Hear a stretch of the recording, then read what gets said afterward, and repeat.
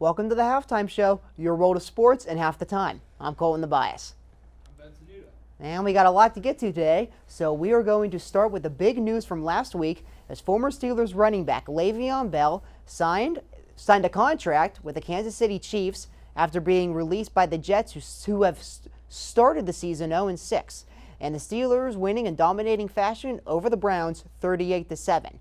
However, there was a big loss for the Steelers as linebacker Devin Bush tore his ACL and will require season-ending surgery.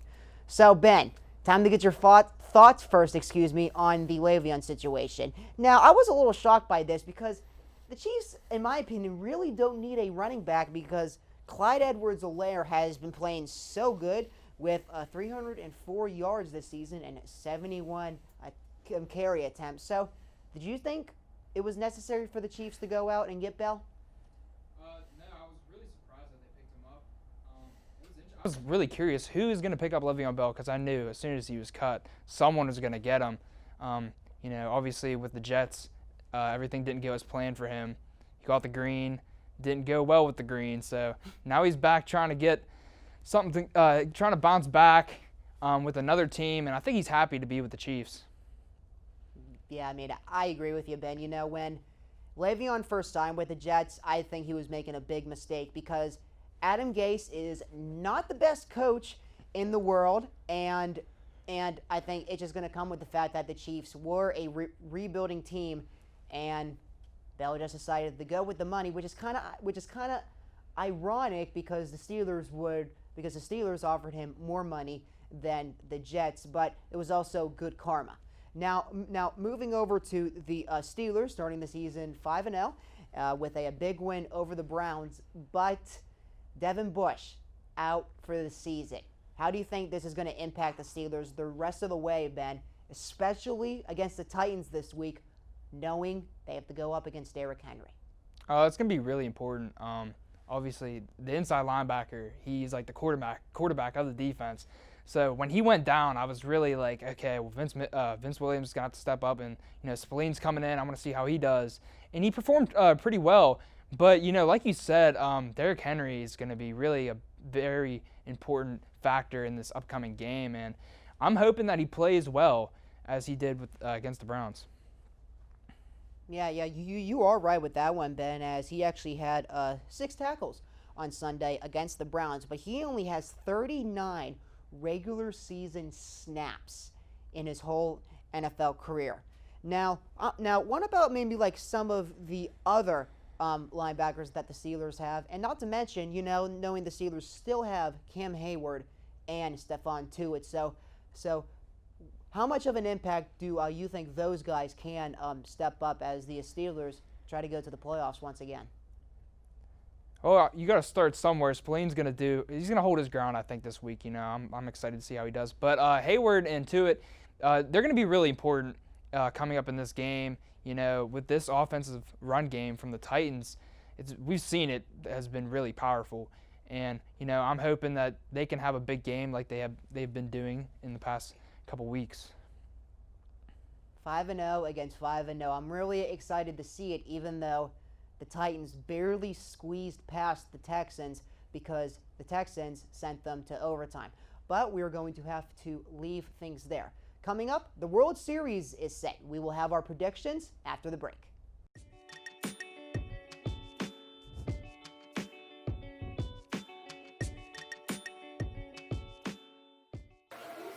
right, go. Go to our new website, uvu.plainpark.edu.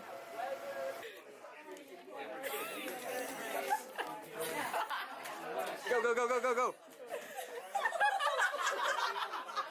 Join UView and find your herd. Join EOP. And 3, 2. Join EOP. Grab them now, or else I can listen. Yeah. Join On Point with Politics. 3, 2, 1. Join Pioneer Sideline. Loneliest number that you'll ever do.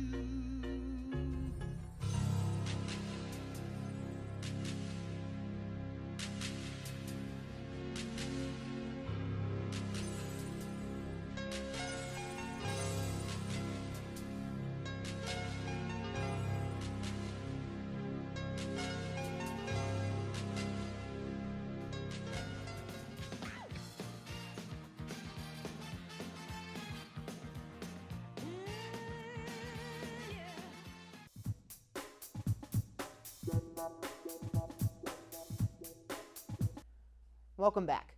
Game 1 of the World Series is tonight as the Los Angeles Dodgers are returning to the Fall Classic for the third time in 4 years, and their opponent is the Tampa Bay Rays, who are making their first World Series appearance since 2008, and it is the second in franchise history after they lost to the Philadelphia Phillies in 2008. So, Ben, we just talked about it on Sideline. Now, what are your predictions for the World Series this year? Well, I think it's going to give 5 games. LA. I want to see the Rays win it, but I don't think they will. LA's coming in with a lot of momentum right now after coming back in the series against the Braves. So I'm excited to see this this series. I'm excited. Yeah, as Game 1 is actually tonight, and I believe it's going to start momentarily. Now, Ben, why do you want the Rays to win rather than having the confidence that they are going to win? Well, personally, I'd love to see the Rays win it because I actually went down there one time and seen them play. But besides that, I really like this team. They're young. A lot of these guys used to play for the Pirates too, being a Pittsburgh Pirate fan. So I want to see them succeed. But, they've been doing well throughout the year. It's kind of been like a Cinderella story for them right now. And, compared to the Dodgers, a lot of people knew they were going to be in playoff contenders. So, them being here isn't a surprise. The Rays, on the other hand, wasn't really hyped as much as Los Angeles. Yeah, Ben, I have a family in Tampa, so and they're Rays fans, so I mean, I would be happy for them if the Rays do win, but I'm gonna have to go with the Dodgers with this series because they are gonna be coming in to this series more motivated than ever, knowing that they have had time and time again to win the World Series, and it has slipped away from them. Well, one year kind of wasn't, I guess, necessarily their fault because of the sign stealing scandal with the Astros back in 2017. But at the end of the day, I just feel the Dodgers have some more power with them, knowing they still have Cody Bellinger, Mookie Betts. Curious to see when Kershaw is going to play, if he does happen to start for the Dodgers. But Ben, I want to go back to those 2 players that you did mention who used to play for the Pirates, which were Austin Meadows and Tyler Glasnow, who came over from the Pirates in a trade. So how do you think those 2 are going to do as they're trying to catch their first World Series, Ben? Well, Glasnow, we've seen him play well in the past, this past series. So, he's been really he's been consistent all season. Austin Meadows, he hasn't been really a big impact this year, but, he makes big plays, and we've seen it countless throughout the season, him make big plays. So, I'm hoping that they can have a big spotlight in this series and, hopefully succeed and win the World Series. I mean, I don't know, it's going to be really interesting. I'm excited to watch these games. Yeah, so am I, Ben. Oh, and also, for the record, Chris Archer was the player who came over from the Pirates for Meadows and Glasnow. Yeah, but you said 5, though. I'm going to say 7 because well, first off, the Dodgers don't know how to give up, as we saw it as they came back from a 3-1 lead. But we are going to have to leave it there. And on the way, a broadcasting legend is hanging up the headset after a storybook career which spanned more than 4 decades. Find out who it is when we return.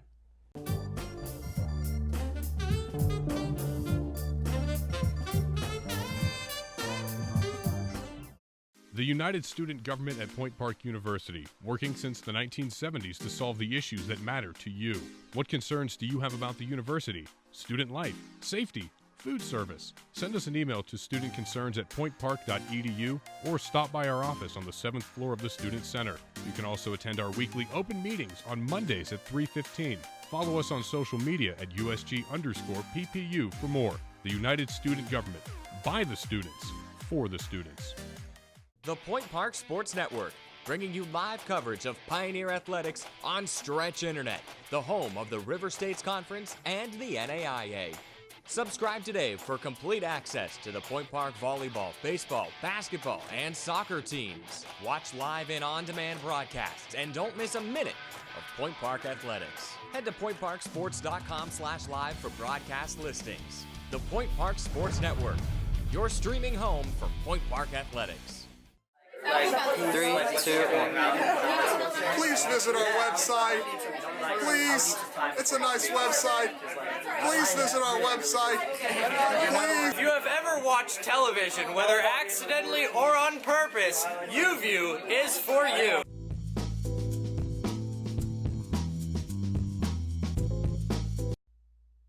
Welcome back. It was a tough day for hockey fans on Monday as Mike Doc Emmerich announced his retirement as the lead play-by-play announcer for the NHL on NBC. Doc has been calling hockey games for over 40 years with a resume that includes multiple Stanley Cup Finals, Winter Classics, and the Olympics. And joining us to discuss, we have Taylor Sprieto returning and EJ Dwyer. Guys, thank you so much for coming back on again. Thanks for having us, guys. Thanks, Colton. So, guys, are you going to miss Doc, and what are some of your favorite memories from watching him over the years? Personally, I'm going to miss Doc in general. My favorite memory has to be whenever he called the Chris Kunitz goal against Senators, that Game 7 final.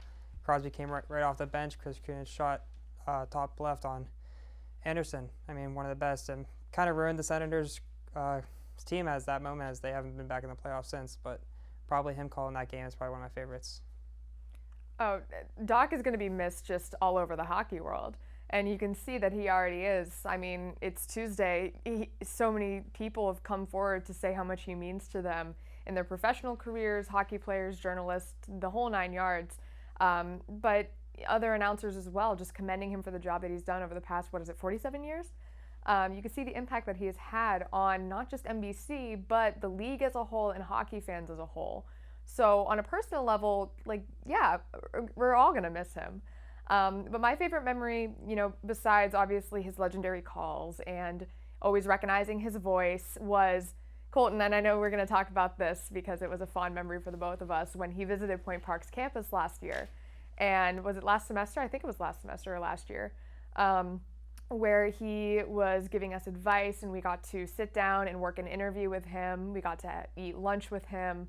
And he was just an overall amazing guy to talk to, and he gave us all his email to tell him about what we want to do with our lives and send him our resumes so he could critique them and, help us to get a step into our professional careers.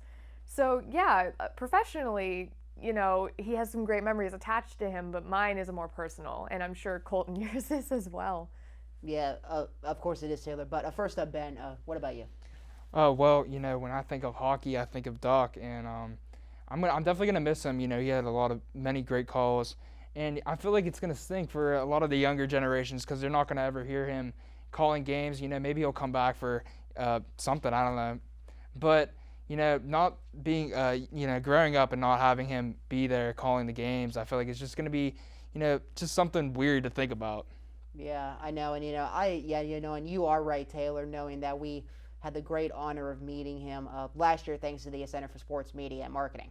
And I'm just always going to remember this, the kindness he had towards us, showing interest in our careers. And my favorite goal call of his was actually in, not a Penguins call, it was actually in 2012 when he called a goal in which Adam Henrique scored a goal against the Rangers in Game 6 of the Eastern Conference Finals to send the Devils to the Stanley Cup Final. Now, because I just feel that call was so special to him because he actually was the play-by-play voice of the Devils for so many years, actually, when he was actually at NBC. But I think I'm going to be really comfortable with Kenny Albert, who will most likely be taking over the role. Real quick, do you guys think he'll be good for the role moving forward? I mean, he has tough shoes to fill, but I think that he's going to step up to the challenge. And just make NBC his own. I'm going to have to agree with Taylor on that one. Yeah, Ben? I totally agree. Yep. All right, guys, so thank you so much for coming on, and that is going to do it for this week's edition of the Halftime Show. We thank you for joining us. I'm Colin the Bias.